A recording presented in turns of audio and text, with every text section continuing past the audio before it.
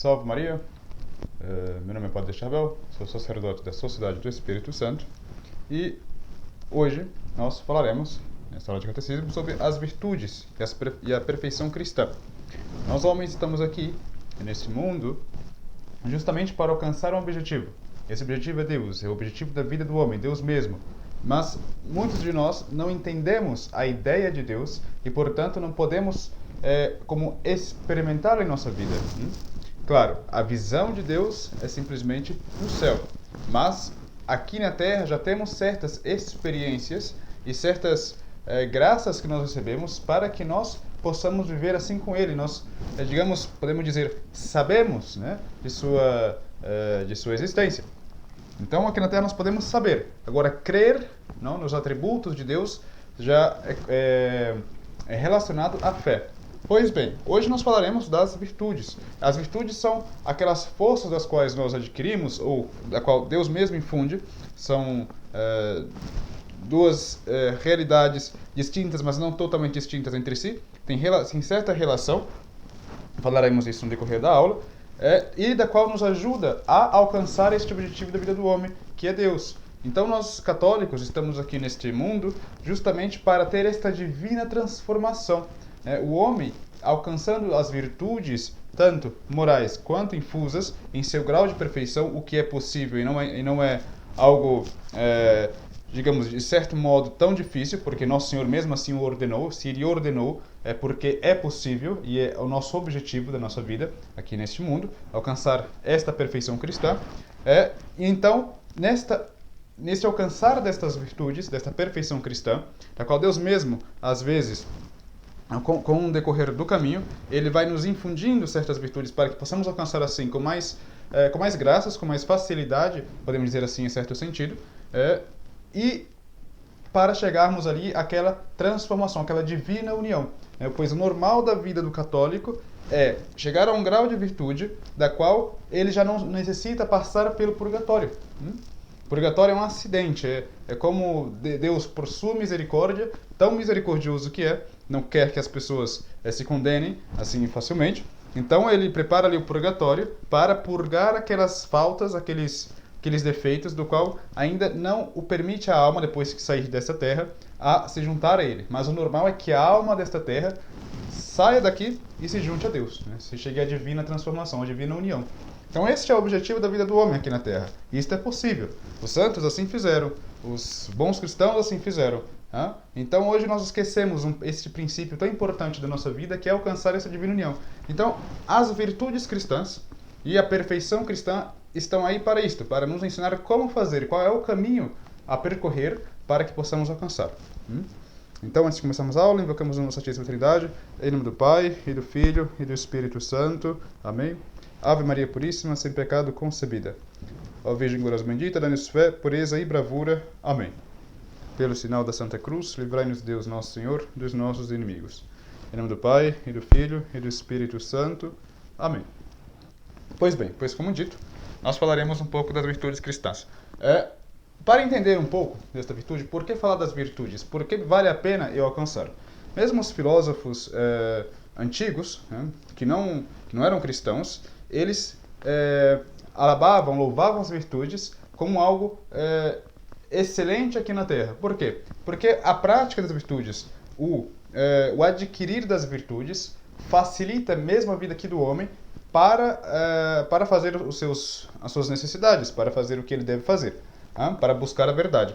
Então, que a verdade é o mesmo Jesus Cristo, mas os filósofos, eles não tinham esse conhecimento, eles não tinham, Nosso Senhor ainda tampouco havia vindo a redimir muitos, dos quais, por exemplo, Aristóteles, Platão, não tinham vivido ainda no tempo de Cristo. Nós que já temos toda a plenitude da fé, digamos, revelada, já temos o conhecimento do qual caminho percorrer, que é o caminho de Cristo, pois Nosso Senhor diz que Ele é o caminho, a verdade e a vida, e ninguém vai ao Pai senão por Ele. Pois bem, então para alcançar a virtude, uma coisa nos deve mover. Primeiro é saber, é estar convencido, desta existência de Deus, e não somente dessa existência, mas dessa atuação. Deus, ele é ato puro, ele atua constantemente nas coisas e em nós mesmos. Então, esta atuação, esta compreensão, digamos assim, bastante, digamos, incorreto a terminologia, porque nós não compreendemos Deus. Deus é quem nos compreende, não? E nós simplesmente o buscamos até alcançar ali a divina união, que já é a visão normalmente do céu. Então, para entender como alcançar as virtudes, primeiro deve-se entender a ideia de Deus. O que é Deus? Deus, quando ele apareceu ali a Moisés, então, ele disse para dizer às pessoas que eu sou o que sou. Então, vai e diga às pessoas que eu sou. Eu sou aquele que é, para ficar mais fácil a interpretação. Então, mas o que significa este sou? Então, o sou, o é, aqui nós vamos um pouco para a demonstração, como diz Santo Agostinho, é o mesmo ser. O que é o ser? O ser é a coisa. Todas as coisas são seres, né? Mas nenhum ser é ser por si mesmo, é ser por excelência. Ou seja, eles não são ser por causa deles mesmos, mas são ser por causa de uma outra coisa. Tá? Então, cada ser começa a ter um começo, né, que participa do ser de Deus. Pois bem, nós dissemos que o céu é a visão. Então, no céu nós estaremos vendo a Deus. Portanto, quando nós falamos de Deus, especificamente este desejo de Deus para alcançar as virtudes, deve-se entender este desejo de Deus como a essência, como a completude do ser. Então, nós vemos, para facilitar o exemplo que eu quero dar, nós vemos que algumas coisas são mais que outras aqui na Terra, né? Então, vemos que a pedra é menos que o vegetal é menos que o animal, né? O cachorro é mais do que a planta, o alface. Vemos que outros animais são mais do que outros animais, como o elefante é mais do que o cachorro, parece, pelo menos ao que comporta o seu tamanho. E o homem, não, é mais do que os animais, as pedras e as plantas. Pois bem, por que o homem é mais? Por que dizemos isto? E o que eu quero dizer com isso? Eu quero dizer que, como nós vemos que algumas coisas são mais e outros menos, então isto se aplica que existe um mais do qual nós concebemos, que é o mais de Deus, que é a perfeição, é o ser por si mesmo. Por isso que quando Deus apareceu a Moisés, ele disse, eu sou o que sou, diga às pessoas que eu sou o que sou. Então ele é o mesmo ser. Santo Agostinho, fazendo a demonstração da Santíssima Trindade, ele aplica, isso aqui, vejam bem, que o mistério da Santíssima Trindade é um mistério, não se entende, mas podemos conjecturar certas verdades para podermos entender. Então, Santo Agostinho, ele diz que Deus, né, em sua essência, nós não vemos aqui na Terra, porque se nós víssemos, nós saberíamos que estávamos vendo. Então, em seu esse, em sua completude, não vemos. Mas o verbo de Deus, né, o verbo é a palavra de Deus, é o que faz todas as coisas. Então, nós vemos que no Evangelho de São João, no princípio, ele diz que no princípio era o verbo, e o verbo era Deus, e o verbo estava junto com Deus. E Deus mesmo era o verbo, e Deus é o verbo. Então, isso quer dizer o quê? Que existe o verbo de Deus, a palavra de Deus. Vejam bem que a palavra de Deus não são como nossas palavras, nós falamos e não produzimos algo. Deus não, ele fala e produz. Então, a fala de Deus, digamos assim, em um modo muito incompleto, é a própria realidade. Então, o que nós conhecemos é o verbo de Deus. Mas quando nós nos referimos ao Filho de Deus, ao nosso Senhor Jesus Cristo, nós nos referimos a Deus em sua essência, ao Filho de Deus, o verbo incriado, ou seja, aquele que não foi criado por algo, é porque ele é Deus, ele não foi feito por nada, ele que fez todas as coisas, mas todas as coisas que nós vemos, da qual nós podemos ver, da qual nós podemos apreciar, participa deste ser de Deus. Então nós participamos, por exemplo, o homem tem uma participação mais alta aqui na Terra do ser de Deus. Ele participa mais do ser de Deus, ou seja, do ser de Deus, do ser em Deus, mais do que a pedra, mais do que o vegetal, porque isso é evidente para nós. Então, quando nós falamos de Deus, nos referimos àquela essência, à completude do ser. Por isso que eu disse que o homem nessa terra ele está para atingir esta completude. E para atingir esta completude se atinge através das virtudes, da prática das virtudes cristãs. Então veio o verbo de Deus que criou todas as coisas, nosso Senhor Jesus Cristo, e nos fez para participar de seu ser. E quanto mais nós participamos de seu ser, mais virtuosos nós somos. Então, queremos ver quem é mais virtuoso, quem não é? É aquele que participa mais do ser de Deus. Pois bem, para praticar as virtudes, é necessário, depois de compreendermos mais ou menos a ideia de Deus, de que nós estamos participando do ser de Deus aqui na Terra, do verbo de Deus, e nós temos a intenção de atingir o Pai. Né? E isto vem a Santíssima Trindade. Nós temos a intenção de atingir o Pai, que digamos assim, se refere à essência de Deus. Mas não é que o verbo não esteja no Espírito Santo e esteja no céu, eles estão. Mas, digamos, por isso que é um mistério. É um mistério, não é compreensível, nós não podemos compreender, apenas conjecturar. Mas nós rezamos no Pai Nosso justamente para o Pai que estás no céu. Pai Nosso que estás no céu, santificado seja o vosso nome. Então nós temos esse desejo. Então, para alcançar as virtudes, é importante que se ame esta completude do ser, a essência divina, a Deus Pai, através de Deus Filho, movidos pelo Espírito Santo.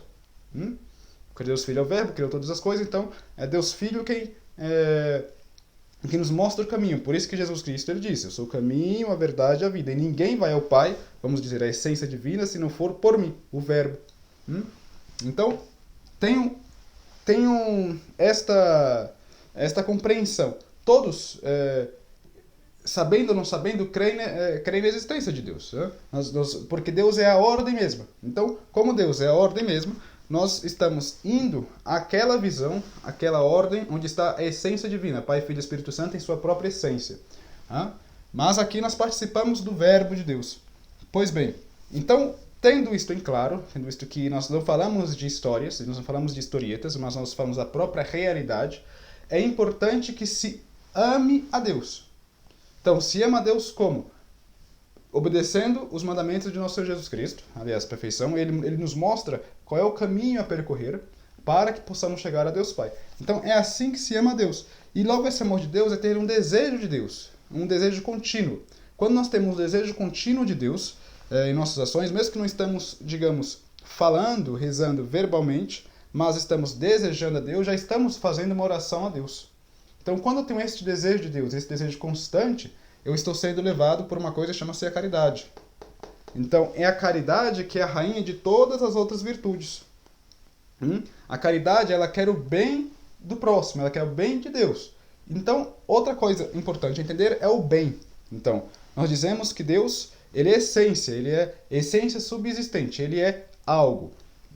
O bem, digamos assim, é aquilo que se deseja. Então, às vezes eu desejo uma coisa, eu desejo ser padre, eu desejo ter uma boa família, eu desejo, enfim, nós vamos desejando algumas coisas mais, outras menos. Então, aquilo que eu desejo é um bem, eu não posso desejar um bem se ele não é algo. Então, tudo que eu desejo é um bem. Então, enfim, então quando nós desejamos a Deus, nós estamos desejando a conjectura, a conjunção, aliás, a completude de todo o bem. Então, todo bem que se pode imaginar e que se pode conceber está em Deus. Então, quando o homem deseja um bem, ele quer desejar a Deus. Quando nós deixamos de desejar a Deus e desejamos desordenadamente um bem inferior, nós chamamos a pessoa que deseja tanto esse bem inferior como viciosa.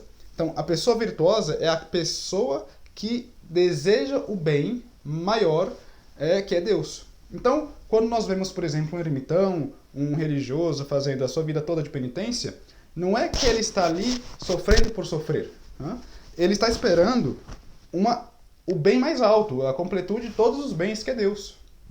Então, digamos, por isso que o ermitão, os religiosos, enfim, ele se sente como um dos maiores pecadores, porque ele sabe que ele deseja tão grande, tão alto e tão inestimável, que ele simplesmente vê que o desejo que ele tem é um desejo real, da qual não está desejando somente um bem particular, como ser padre ou ser alguma coisa, mas ele está desejando o mesmo ser, o ser mesmo, que é Deus. Pois bem, quando temos isso em claro, nós podemos agora trabalhar, né, no estudo das virtudes. Então, quando eu desejo este bem tão fortemente digamos, e permanentemente sem desistir, ou quando, infelizmente, tenho a desgraça de não desejá-lo ou não amá-lo, por nossos pecados, às vezes pode acontecer, principalmente o pecado mortal, devemos ter a consciência de que eu devo voltar-me novamente a este bem, né? A essa completude do bem. Ele é o bem maior, né? Ele é o bem mesmo, é o bem por excelência. Então, quando nós dizemos que nós não conhecemos a Deus, é porque nós não conhecemos ainda toda esta completude do bem. Então, tudo que o homem pode conceber, inteligir aqui na Terra, não é ainda comparável com aquele bem que nós estamos desejando, que nós devemos desejar, que é Deus. Então é isto que nos leva a praticar as virtudes, ter em claro todas estas ideias. Eu espero que não tenha ficado, digamos, muito difícil a compreensão, porque se usa uma terminologia um pouco mais filosófica.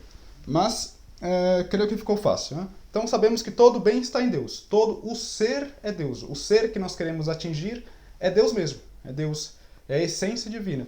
Então é isso que nos move a praticar as virtudes. Portanto, basta nos evitar o pecado para que amemos a Deus? Não. O Catecismo diz que devemos empregar com diligência para ser virtuosos e conseguir a perfeição própria de nosso estado. Por isso no Apocalipse vai dizer: aquele que é justo, justifique-se mais. E aquele que é santo, santifique-se mais. Porque nenhum santo que está aqui na terra é tão santo quanto Deus, que está lá em sua morada, no céu. E que está aqui também, que Deus é presente, Deus está presente, mas nós não vemos em sua essência, em sua completude. Então, dependendo do grau que nós participamos das virtudes, da completude de Deus, enfim, do ser de Deus, nós vamos vendo mais aspectos de Deus. Pois bem, então todo homem está aqui para alcançar esta perfeição divina através das virtudes. Então, à medida que nós progredimos nas virtudes, nós nos tornamos mais agradáveis a Deus. Então Deus, como nós nos tornamos mais agradáveis a Deus, Ele vai nos mostrando a sua vida com mais facilidade, até com certa amizade. Por isso que nós dizemos, por exemplo, que os místicos, digamos assim, eles são os amigos de Deus, porque eles já têm uma relação tão íntima e experimental de Deus, que Deus às vezes revela uma coisa para eles, ou manda certas graças, das quais eles percebem com mais facilidade que as pessoas que ainda estão, digamos, no começo do caminho, né? Que estão buscando também. E o místico, ele também, busca esta perfeição constantemente, porque esta perfeição, de fato, nós alcançaremos somente no céu. Lá é que é a perfeição em sua completude. Então, a virtude cristã, no que consiste? Ela consiste principalmente na disposição sobrenatural, na constante aspiração de fazer aquilo que é agradável a Deus. Então, no batismo, quando nós nos batizamos, nós recebemos uma coisa chamada graça santificante, que é uma faculdade ou disposição sobrenaturais que nos tornam aptos a praticar virtudes agradáveis a Deus, ou atos meritórios para agradar a Deus. Então, a partir do nosso batismo, nós devemos buscar, mesmo aqueles que não são batizados, devem buscar o batismo, claro, evidentemente, mas com o nosso batismo, nós temos a obrigação, de fato, de buscar esta virtude, porque nós temos o Espírito Santo que está habitando em nós, que é a graça santificante. E o Espírito Santo não fica em templos que não são feitos para eles. O templo feito para o Espírito Santo é o templo da graça, quando nós buscamos a graça, aquele templo que nós não nos deixamos ali quietinho, ou sem fazer nada, ou expulsamos com pecado mortal. Pois bem, então, com o nosso batismo, nós temos esta semente, não entenda do modo gnóstico aqui, mas é de fato um começo da vida sobrenatural que nós temos na nossa alma, da qual vai brotando de acordo com a nossa correspondência às graças de Deus. Então, nós sabemos o que é o bem, sabemos o que é o mal, e de acordo com que nós fazemos o bem, nós vamos crescendo na graça de Deus. E de acordo com que nós não fazemos o mal, vamos perdendo a graça de Deus. Então, quando nós fazemos esse bem, nós temos as virtudes chamadas adquiridas. Então, vamos adquirindo uma virtude. Vou amando o meu próximo, por amor a Deus. Vou amando a Deus, desejando a Deus. Principalmente, esta é a virtude mais importante. Vou tendo a fé, que é crer nas verdades reveladas por Deus a nós, para a Igreja Católica. Então, a Igreja Católica ela tem o depósito da fé. E vamos tendo a esperança, esperando confiadamente, com muita confiança, a visão de Deus no céu. Então, é muito importante que essas três virtudes andem juntas. Então, à medida que falta a fé, vai faltando a esperança e a caridade. À medida que falta uma, vai faltando a outra. Então, não se engane. Deus, Ele é a verdade mesma. E a fé católica, que foi a igreja que ele fundou, é que nos revela esta verdade. Pois bem, então as virtudes cristãs elas se dividem em três. Então são as virtudes teologais, as virtudes cardeais e as virtudes morais. As bem-aventuranças são para alcançar a perfeição cristã.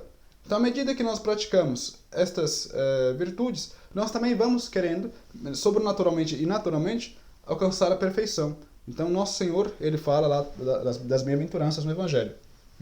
Isso nós veremos também.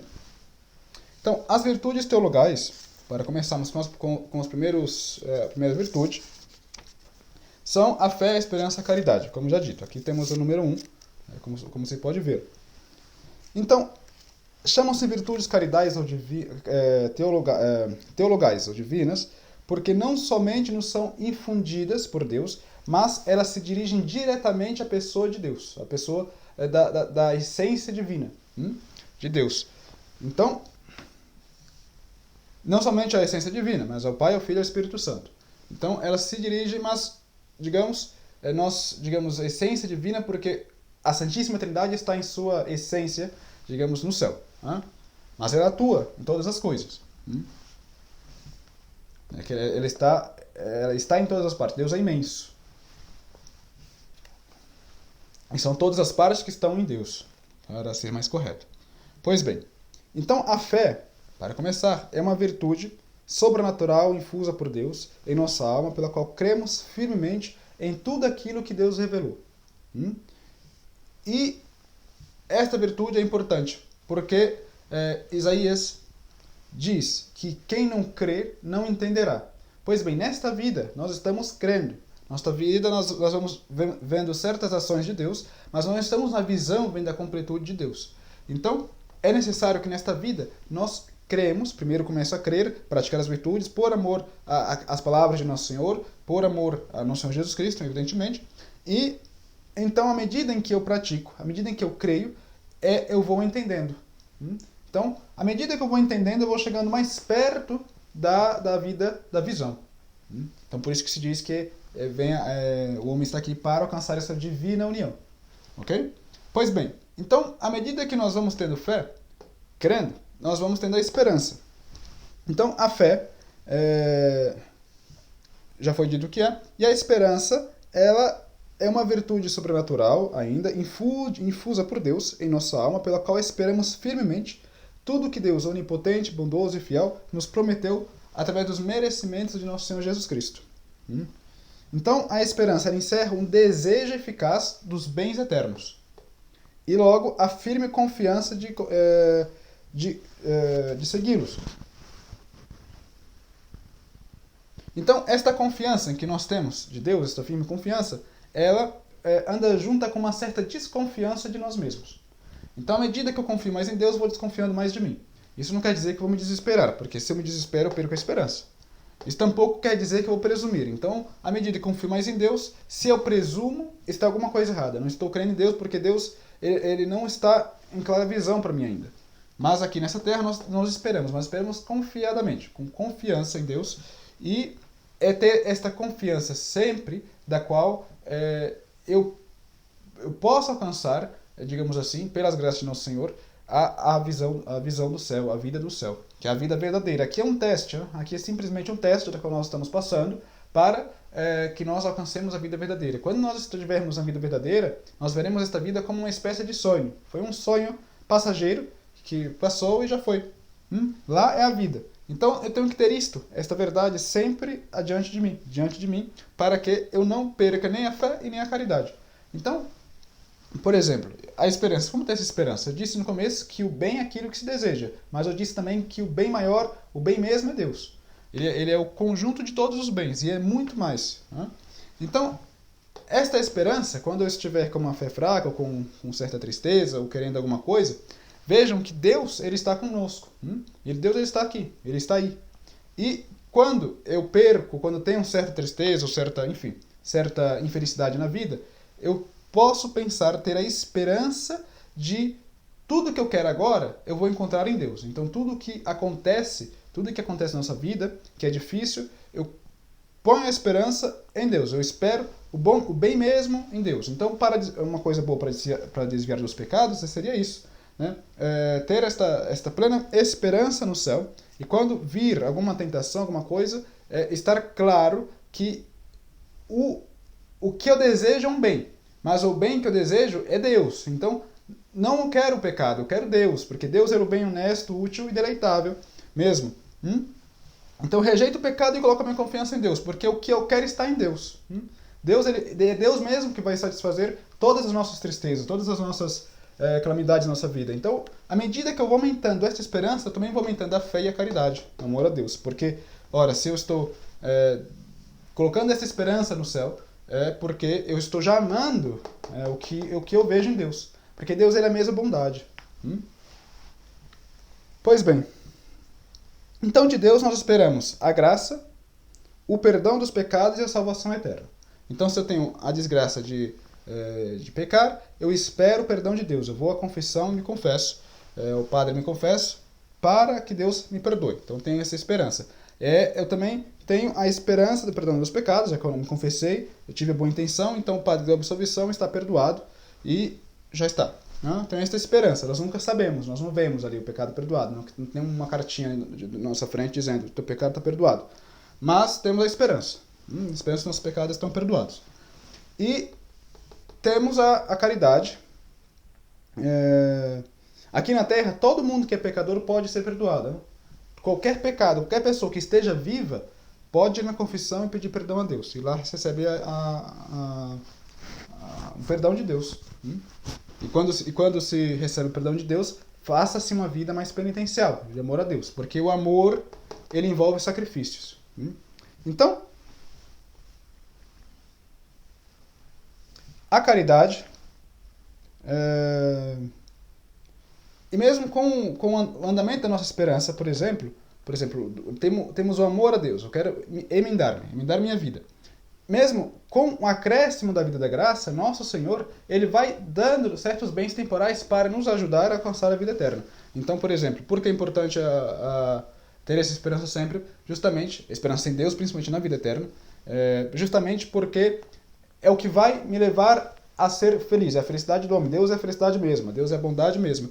Então, nas necessidades humanas, a divina providência também vai nos colocando certos presentinhos para não desanimarmos. Portanto, logo vem a caridade. Que a caridade é uma virtude sobrenatural infusa por Deus em nossas almas, pela qual nos damos a Ele o sumo bem de todo o coração, para agradar-lhe cumprida em sua vontade e alcançar a união com Ele. Então, quem ama verdadeiramente procura agradar ao amado, aquele que é amado. Então, e se unir com ele, tanto quanto possível. Esta união com Deus só se pode realizar pelo cumprimento de seus mandamentos. Como eu disse, nós estamos aqui justamente para alcançar essa divina união. Então, a caridade é isso. É o amor a Deus, é o amor, digamos assim, com certo decorrer da vida espiritual, vai percebendo que é desinteressado, porque Deus é a bondade mesmo. Então eu estou amando aquilo que é bom. Eu estou amando a Deus, o meu Criador, para aquele que eu fui criado. Quando nós pensamos que nós não amamos a Deus, é porque nós não estamos compreendendo, ou entendendo, inteligindo, mesmo de forma confusa, a ideia de Deus. Então Deus, ele é aquilo que eu quero. Deus é aquilo que eu desejo. Tudo que eu desejo, em Deus está infinitamente maior. Entende? Então quando nós pensamos que não estamos amando a Deus, é porque nós não entendemos, ou não inteligimos mesmo de forma confusa o que é Deus, porque de fato nós entendemos aqui de forma confusa, através da fé. Mas é isto, é aquela completude de todos os bens, é o Criador que me fez, porque Ele me fez, porque Ele me ama, Então, Deus é caridade, de São João. Então, por puro amor, Ele me fez. Por quê? Porque Deus, Ele quer compartilhar da sua bondade conosco. Ele quer que nós tenhamos a vida de liberdade, justamente. Que é a vida em Deus, é a vida nele. E a vida de liberdade exige todas estas coisas. Então, à medida que eu amo a Deus, eu vou praticando o que Deus quer. Porque eu amo a Deus. Então, eu sempre digo, a forma mais fácil de praticar todas as virtudes é a caridade. É tendo a caridade para com Deus. Para a caridade, é querer agradar a Deus mesmo. Eu sou pecador, não posso ser cristão porque eu sou muito pecador. Então, tenta amar a Deus. Vai vendo ali como pode fazer. Né? Então, ama a Deus e com o tempo você vai ver que vai vindo como um automático. Você começa a procurar, não, esta palavra de Jesus faz sentido, esta palavra é bonita e eu vou me interessando, né, de acordo com o meu grau de caridade. Então, até que um dia, até que Nosso Senhor mesmo, ele pode tirar desta vida, digamos, triste, nos colocar em sua vida real, que é a vida da graça, aqui nessa terra, né, enquanto nós não atingimos a divina união. Pois bem, para estas 3 virtudes, quando alguém tem algum problema, talvez eu deixei escrito nos comentários ou na descrição do vídeo, né, faça o ato de fé, de esperança e caridade. Se eu tenho um problema de fé, faça o ato de fé. Meu Deus, eu creio firmemente em tudo que vos revelastes. Enfim, faça o ato de esperança. Então, este ato de fé, de esperança e de caridade é bom sempre fazer, né? Mas, sobretudo, nas tentações. Porque aqui nós temos um inimigo. E o inimigo, ele trabalha ativamente, ele nos estuda, ele vê, ele sabe de muitas coisas a quais mesmo nós, às vezes, despercebemos. Andamos despercebidos e ele vai lá e atinge. Então, a fé, tenham cuidado, sejam humildes, como eu já disse, para que não queiram entender o que é mistério. Né? Claro, se faz certas conjecturas, vou fazendo tendo certo entendimento, mas a fé não é algo que se entende. A visão é no céu. Entende? Então tem certo passo na vida católica que nós alcançamos, enfim, certo momento espiritual da nossa vida em que nós começamos a duvidar. Por quê? Porque eu quero entender. Mas a fé não é algo de se entender, a fé é algo para se viver. A fé eu creio e é isto. Então é o caminhar cego na fé. Aconteça o que aconteça, cai o mundo se acaba, eu estou vivo, eu vou caminhando cego na fé. Mesmo que eu não entenda nada, não é para entender, é para crer. Por isso que Isaías disse, se não credes, não entendereis. Pois bem, agora, falando um pouco das virtudes morais,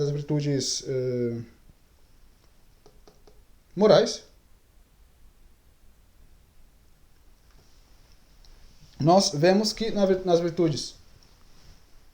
vamos para as virtudes cardeais. As virtudes cardeais, antes das virtudes morais, são 4. Mas as virtudes morais e as virtudes cardeais eu separei aqui, mas elas são de uma mesma realidade. É simplesmente que as virtudes morais ela dirige as outras virtudes. Então, por que chamam-se virtudes cardeais?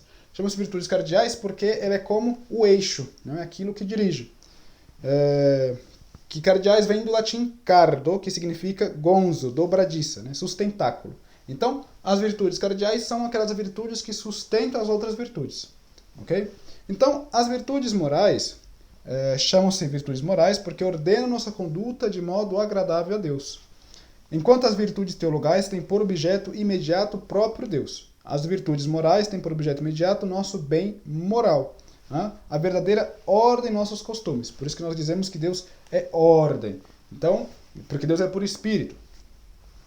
Então nós buscamos a ordem de nossos costumes. Ordenar-nos a Deus. E o inimigo já é o contrário, né? Ele quer que nós caímos em todos os vícios para que nos condenemos. Então, o inimigo é a desordem mesmo. Então, quando nós dissemos que uma pessoa é desordenada, é porque não está entrando na ordem das coisas. Né? Na ordem como Deus mesmo estabeleceu. Pois bem. Então, distingue-se as virtudes morais em cardeais ou fundamentais e as virtudes morais. As virtudes cardeais são a prudência, a justiça, a temperança e a fortaleza, como já está escrito aqui. A prudência consiste em conhecer o verdadeiro bem e escolher os meios mais aptos a alcançá-lo. Então, está ficando longa a aula, mas enfim. Então, eu tenho a prudência, que ela simplesmente vai me dizer, bom, eu preciso chegar a uma certa finalidade, eu preciso fazer uma casa, e eu vejo que é melhor que eu faça com tijolos do que com papelão. Porque se eu construir com papelão, ela vai e cai. Então, bom, é um exemplo de prudência. A mesma coisa acontece com a vida espiritual. Às vezes nós temos certas questões na nossa vida espiritual, por exemplo, não sei, eu preciso comer menos porque eu comendo menos, isso nós falamos mais um pouco da temperança, mas, digamos, a percepção é mais prudencial. Então, preciso comer menos, porque eu comendo menos, eu vou frear os meus vícios. Então, hoje eu faço uma espécie de jejum e, assim, eu vou tendo certa adaptação para que eu consiga mais facilmente frear meus vícios. Então, esta conjectura é a prudência, digamos. Então, nós vamos escolhendo entre os meios para alcançar um certo bem. A justiça, ela significa dar aquilo que lhe corresponde a cada um. Então, dar a cada coisa aquilo que lhe é correspondente. Isso significa justiça. Então, a justiça não é dar aquilo de forma igual a tudo. Não. Certas coisas a gente dá mais e certas coisas nós damos menos. Por exemplo, se a justiça fosse a igualdade, nós diríamos que eu deveria dar amor à minha mãe do mesmo modo que eu dou o amor ao meu colega de trabalho. Não é verdade. Então a justiça não é dar aquilo de forma igual para todo mundo, mas é dar aquilo da qual lhe corresponde a cada um, a cada coisa. Isso é a justiça. Então, nas Sagradas Escrituras, a palavra justiça muitas vezes é empregada num sentido geral, indicando o conjunto de todas as virtudes. E assim, por exemplo, por isso que eu disse, dar a cada coisa aquilo que lhe corresponde, porque a cada virtude vou dando a cada coisa que é correspondente a cada virtude. Por isso que nas Sagradas Escrituras se usa esta palavra justiça, ou justos, para dizer que a pessoa é santo. Então nós vamos em Lucas capítulo 1, versículo 6, diz o seguinte: ambos eram justos diante de Deus, caminhando irrepreensivelmente em todos os mandamentos e preceitos do Senhor. Então ambos eram santos, né, na visão de Deus. Pois então, está aí o que é a justiça. A temperança, ela consiste em refrear todas as paixões e os apetites sensuais e o desejo imoderado dos bens terrenos. Então a temperança é muito importante. Hoje todos nós perdemos a temperança. Muitos de nós, aliás, quase todos nós, podemos dizer que de certa maneira todos nós perdemos a temperança. Os eremitões, por exemplo, nós tínhamos muitos eremitões antigamente, né, na igreja. Então eles refreavam todas as suas paixões. Estavam constantemente trabalhando ali para refrear as suas paixões, fazendo constantes jejuns, dormindo aquilo que era necessário apenas, enfim, dando a Deus o que tem de dar, mas já é uma questão de justiça. Mas aqui eles refreavam suas paixões. Então, a temperança consiste nisso. Por isso que a igreja, na quaresma, manda que nós façamos jejum todos os dias, com exceção aos domingos. Por quê? Para que nos ensine a temperança. Nós tendo temperança, buscando, por exemplo, não satisfazer os meus gostos na comida, no beber, enfim, nos olhares, no escutar, escutando música má, enfim, tendo essa temperança, essa santa temperança, é mais fácil refrear aqueles apetitos ou aquelas tendências desordenadas da nossa carne. Então a temperança é uma virtude muito importante, esquecida por muitos. Logo vem a fortaleza. A fortaleza, ela consiste em perseverar firme e corajosamente na prática do bem, resistindo a todas as dificuldades e perseguições. Então, a fortaleza é aquela virtude da qual um dia nós chegamos um pouco já cansados da vida, já estamos com impaciência, né, e já não quero mais, já quero desistir de ser católico, enfim, essa vida está muito difícil. Então, vem aqui na minha cabeça, peraí, não, tem que ser forte. Estou passando por uma dificuldade, agora que eu vou colocar o meu joelho no chão e rezar para o Nosso Senhor. Né? Senhor, me perdoe, não sei, eu faço o que for necessário, humildemente vos peço, que eu quero continuar os vossos caminhos. Então, quando aquilo que já está tudo escuro, tudo sem ter mais quase aquela falta de esperança, né? Nós pegamos ali a fortaleza e colocamos na nossa frente e vamos continuar. Não importa. Por isso que eu digo, a fé não é algo que se entende, é algo que se fecha os olhos e segue. Porque se queremos entender a Deus aqui nesta vida, ou seja, entender como se entende no céu, que lá nós entendemos tudo, nós vamos cair em muitas armadilhas. Ok? Então a fortaleza é esta virtude da qual, por exemplo, os mártires usaram. Os mártires chegaram a um grau de fortaleza tão grande, né, que quando foram pedir a vida deles, eles simplesmente aderam. Ok? Pois agora falaremos um pouco das virtudes morais. Ainda estamos nas virtudes morais. Mas essas virtudes morais, que eu digo, são especificamente aquelas virtudes que se opõem aos vícios, aos pecados, aos vícios capitais, né? Aos 7 pecados capitais. Acho que assim se chama, creio, se não estou falhando na memória. Enfim, na aula passada nós vimos os 7 pecados capitais, e aqui são estas virtudes que se contrapõem a eles. Então, a virtude, primeiro, que se opõe à soberba, por exemplo, é a humildade. Nós devemos saber que o humano, né, significa humo. Humo em espanhol significa fumaça. Né? De fato, nós somos fumaça, somos nada diante de Deus. Né? Então, se o homem não se reconhece humilde, dificilmente ele poderá agradar a Deus. Aliás, Deus resiste aos soberbos. Né? Então, a primeira humildade é fazer a vontade de Deus. E a segunda, de fato, se submeter mesmo como o pior dos homens, como se puder fazer. Né? Então, quanto mais humilde nós somos, mais graças, mais partícipes do ser de Deus nós ficamos.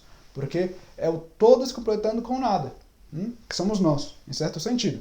Claro, não estou falando aqui da importância da alma, que a alma é eterna, enfim, aqui já é um modo de percepção. Mas estou falando da prática, ok?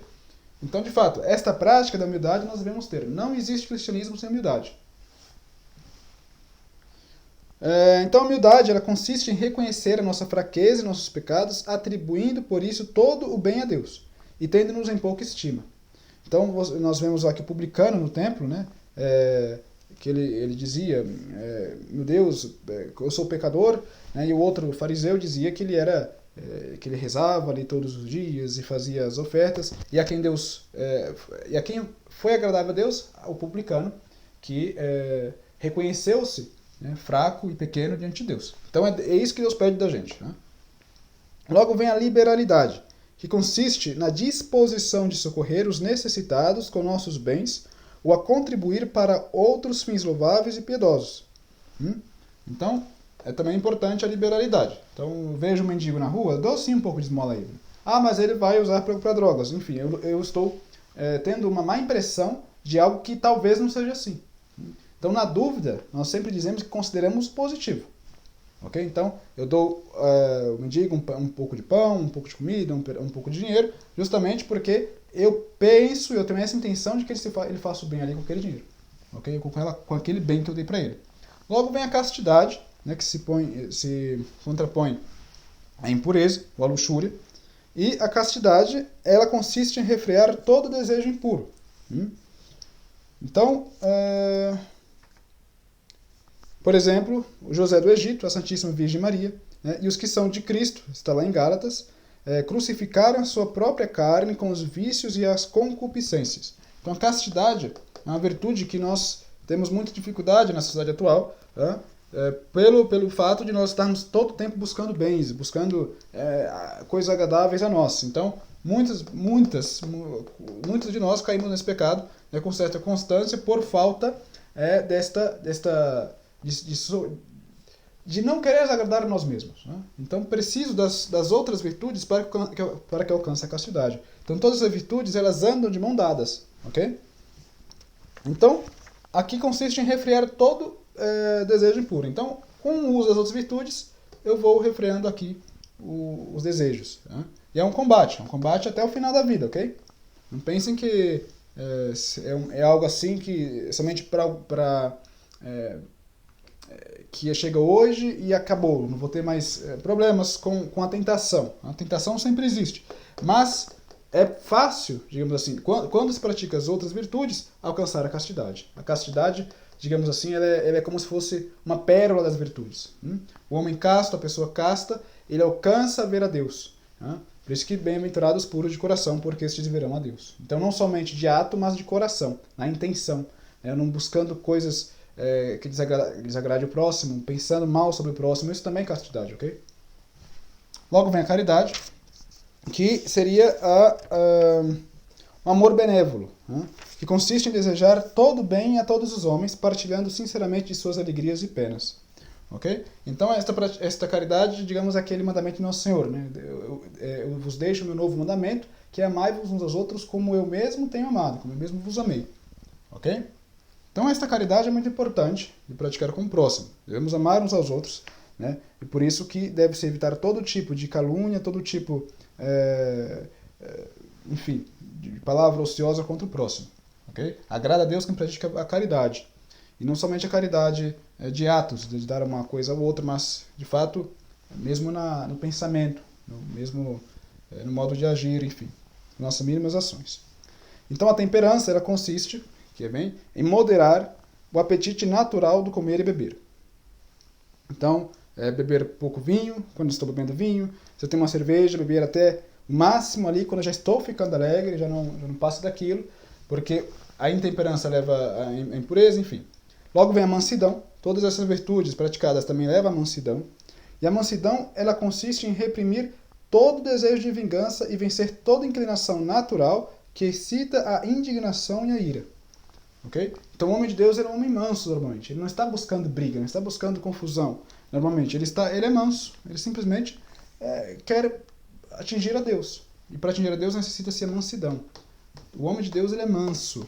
Né? Nós estamos buscando acusar um ao outro. Né? Por exemplo, no nosso meio tradicional, a gente vê, né? Falta muita mansidão. Então, faltando um, também vai faltar os outros. Né? A mansidão é algo agradável a Deus, porque mostra a humildade da pessoa também. Então, quem é manso agrada a Deus. Né? Deus resiste aos arrogantes também. Então, tenha muito cuidado no nosso meio de ficar acusando certos grupos, certas pessoas disso ou daquilo, se nós não estamos completamente... não sabemos completamente o que está acontecendo. Tem que ter muita prudência nisso. E o zelo na prática do bem, que consiste em servir a Deus com alegria e boa vontade, em promover segundo as nossas forças sua glória e em cumprirmos fielmente todos os nossos deveres. Ok? Então, vejam bem, sem uma luta perseverante contra as tuas más inclinações, jamais conseguirás as virtudes cristãs. Por isso, combate fielmente até a morte e Deus te dará a coroa da vida. É isso que nos promete lá o Apocalipse. Pois bem, vamos passar rapidamente, então, para a perfeição cristã. Já estamos, de fato, alongando o vídeo.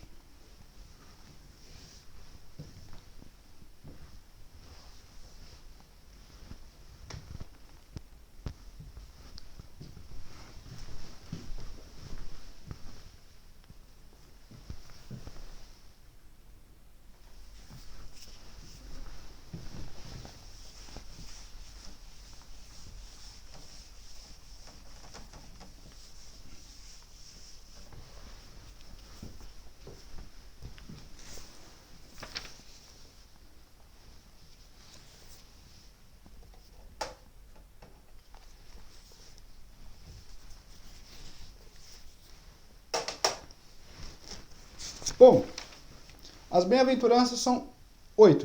São 8 as bem-aventuranças que se pode encontrar lá nos evangelhos, muito facilmente. Então, em Mateus capítulo 5, versículo 3 a 10, você pode encontrar todas as bem-aventuranças. Então, a perfeição cristã consiste em que, livres do amor desordenado ao mundo e de nós mesmos, amemos a Deus sobre todas as coisas e todas as coisas por Deus. Pois que há para mim no céu e fora de ti, que desejei eu sobre a terra, ó Deus, que és o Deus do meu coração e a minha herança para sempre, diz o Salmos. Então a perfeição cristã encerra em si todas as outras virtudes cristãs. A completude, digamos, das virtudes. O caminho da perfeição cristã é a imitação da vida de nosso Senhor Jesus Cristo. Então, aquele que quer chegar à perfeição, ele precisa estimar, ele precisa desejar aquela vida de Deus, a vida que nosso Senhor Jesus Cristo mesmo nos mostrou com seu exemplo de vida. Não é que ele apenas estava dizendo lá uma coisa e outra e depois fazia outra coisa. Isso é hipócrita, ele não era hipócrita, ele é contra a hipocrisia. Ele estava, de fato, dando exemplo. Começou pelo seu nascimento, nasceu em uma manjedoura, no lugar mais pobre que se poderia nascer. Ele morreu em uma cruz, que na época era como estar em um local cheio de carniças, cheio de coisas podres, que era no Gólgota, ok? Então, ele deu o exemplo de seu nascimento e sua morte na mais completa humildade. Então, a imitação de Cristo consiste nisso, de imitar a perfeição cristã consiste nisso, de imitar a vida de Cristo, de nosso Senhor Jesus Cristo, ok? Então, para seguir estas bem-aventuranças, apenas lerei, pode-se bem entender. Bem-aventurados os pobres de espírito, porque deles é o reino dos céus. Por quê? Pobres de espírito. Porque muitas pessoas são ricas. Mas quando tem um apego a bens materiais, seja mesmo algumas certas guloseimas espirituais, eu acabo perdendo o bem próprio que é Deus, que é a divina essência, Deus mesmo, Nosso Senhor. Então, por isso que é importante às vezes passarmos por certas provações na nossa vida espiritual, porque nos mantermos fiéis a Cristo, porque assim nós estamos sendo pobres de espírito, e mesmo assim continuamos seguindo. E Deus ele quer que sejamos pobres de espírito. E não tenhamos apego aos bens materiais. Então, quando a pessoa é rica, né, tenha muito cuidado de não se apegar demasiado aos bens materiais. E aos pobres de não procurarem demasia, como se não houvesse mais nada no mundo a procurar, né, que é a vida de Deus. Pois bem-aventurados os pobres de espírito, porque deles é o reino dos céus. Bem-aventurados os mansos, porque eles possuirão a terra. Então, os mansos também, já falaremos da virtude da mansidão. Bem-aventurados os que choram, porque eles serão consolados. Então, tem pessoas que tiveram uma vida muito difícil, perderam pai, mãe, família, etc. E já nessa vida recebem certas consolações de Deus, porque eles perseveraram ali no caminho do bem. Ok? Então, mas essa consolação que se fala é aquela consolação do céu. Né? Então, tudo aqui, essas bem-aventuranças já é para alcançar o céu, para alcançar a divina união. Bem-aventurados os que têm fome e sede de justiça, porque eles serão saciados. Bem-aventurados os misericordiosos, porque alcançarão misericórdia. Então, aquilo que eu dou, eu recebo. Aquilo que eu planto, eu colho. Né? Se eu sou muito misericordioso com as pessoas, eu também receberei misericórdia de Deus. Por isso que no Pai Nosso nós rezamos, perdoai-nos as nossas dívidas, assim como nós perdoamos nossos devedores.